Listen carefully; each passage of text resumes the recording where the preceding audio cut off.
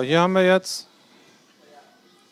ein Body, den wir vorhin schon mal als fertige Gitarre gesehen haben oder vielleicht auch, je nachdem wie wir die Videos aufbearbeiten, dann zum Schluss kommt. Der bleibt matt, ist eine neue Form und da kommt ein P90 rein und der Spider-Cone, das Ganze über eine schlaue Elektrik, sodass man es miteinander verblenden kann, die beiden Sounds, und man hat ohne großen Aufwand einen relativ authentischen Resophonik-Sound für Bühnenanwendungen zum Aufnehmen, um halt laut zu machen, wenn der eingebaute Kon nicht reicht, der eigentlich ja schon relativ laut ist.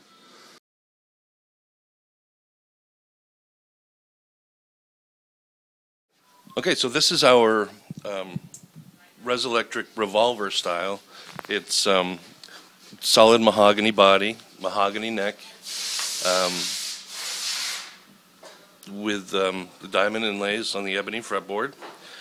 It's got a resonator cone, just like all of our National instruments on it, but it is made to be an electric guitar as opposed to an acoustic, which is what most of the Nationals are.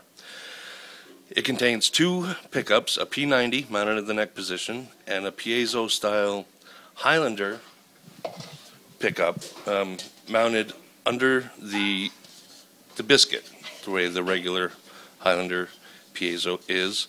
This will sit in here, connect in here, and we will have a three-way switch. This is just the piezo. This position is both mixed, and this is just the P90, and then we have individual volume knobs as well as a master volume knob. There's two 9-volt batteries will go in the battery cavity in the back of the body. Which lasts how long? Depending on the length of time playing, of course, and if the plug is left in, it will deplete faster. So about a year. They should last about a year, and you'll be able to tell when they're starting to go because the level, the output level will drop a little bit and it'll get crackly. So as soon as you hear that, instead of thinking, "Oh, my electronics are going," change your batteries. We've gotten many calls where, "Oh man, I've had this guitar, I love it, and now there's something wrong with it," and we say, "Well, have you changed the batteries?" And people will say, "Oh, there's batteries in there?" And nobody really realizes it. It's not something that's obvious to some people. So this basically is a newer version of our regular Resolectric. I can show you the differences if I can just grab this one. This is the standard Resolectric model with the figured maple top, still solid mahogany body, maple neck, diamond fretboard with the same electronics completely. The only difference is the appearance of the guitar and the neck material. So we've been making this instrument for many years, whereas the Revolver is within the last year or two. It's a very popular instrument, very versatile instrument. Many people play slide on it, but many people just use it as a regular fingerstyle electric guitar. It's very versatile.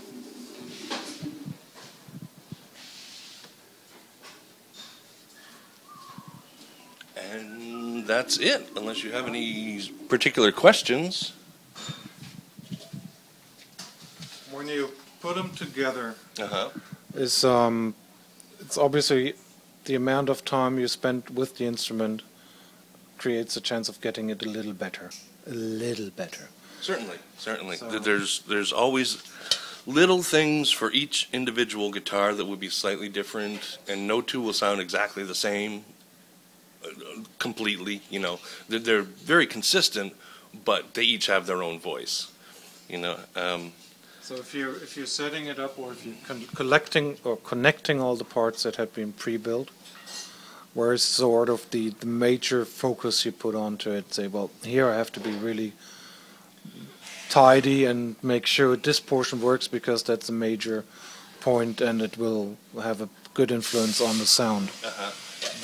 One of the most important things. This is basically the brains of the guitar. It's built for us by Highlander pickups, and when you're soldering all the individual pieces together, it's important to get a good solder joint, a nice clean solder joint, a quick solder joint, and not to overheat any of the elements that are going together. But a nice clean solder joint is always important.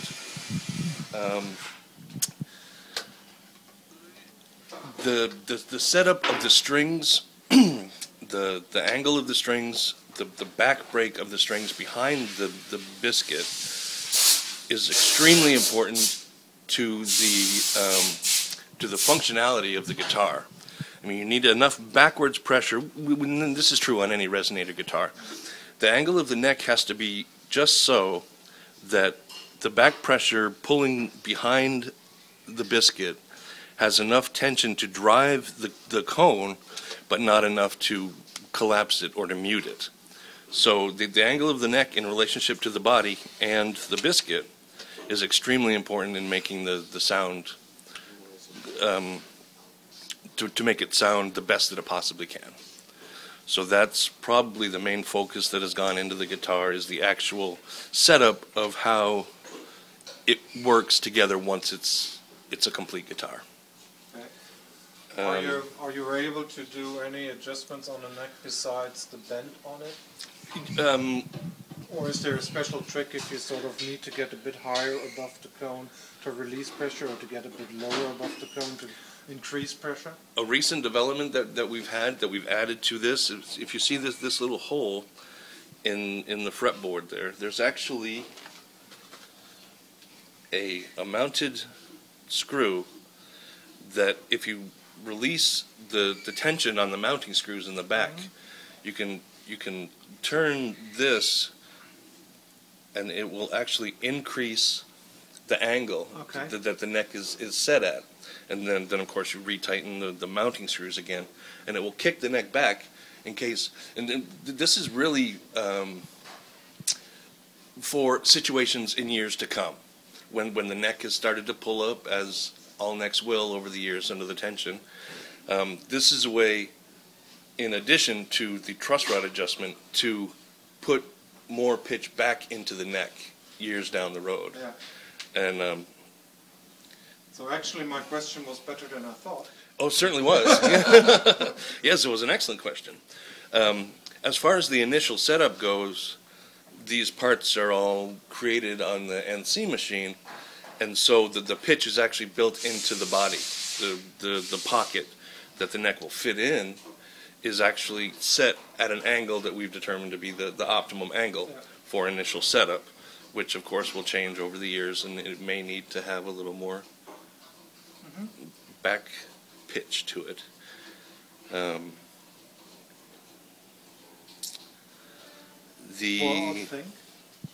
think you created an instrument that we can all enjoy. Well, I certainly hope so. I mean, I enjoy making them. I've been doing it for many years, and it's actually my favorite guitar of ours to work on personally. Okay. Yeah, they're fun to make. Yeah, Eric told us that basically the company grew together as a big family because all of you are in the company that long already. Yeah, I've been here over 18 years now. And I started in this very room 18 years ago. My children were very small. They were 4 and 2 years old. Now they're out of college, and they've grown up around this place. So there really is. There's a lot of familial contact. I mean, I've been working with Eric that whole time. He was here before I was. Don the whole time, and it's just been a very pleasant experience working here most of the time. Yeah. Well, pressure is anywhere in any company, so that's that's part of the deal that you have.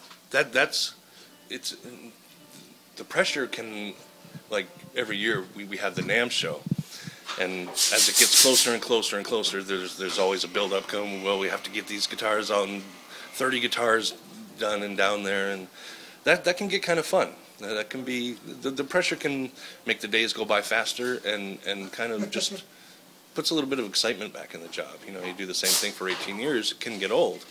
But there's enough variety around here that I think everybody pretty much enjoys their job. Well, isn't that right, guys? Everybody loves their job. That's right. Say yes! We make a stop with you in a minute. Thank you. And then they'll really tell you what they think. But anyway, yeah. Any other questions about the Resolectric Revolver? For the initial impression, that's good. We've seen how experience works into a good product afterwards. I certainly hope so. Thank you. Thank you.